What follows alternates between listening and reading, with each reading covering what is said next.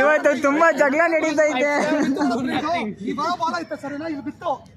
Catch ಬಂದು ಹಿಡಿತೀಯ ಅದು out ಕೊಡಲ್ಲ.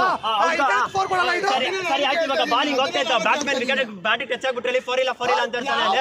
ಬ್ಯಾಟ್ಸ್ಮನ್ ಟಚ್ ಆಯ್ತು 4 ಅಂತಿದ್ರು ಕೂಡ ಇಲ್ಲ ಅಂತ ಹೇಳ್ತಾನೆ.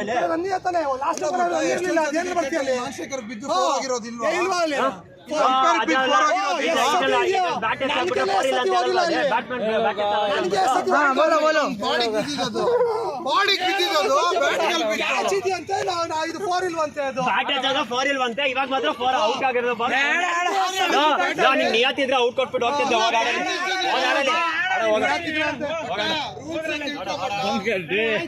Finally batting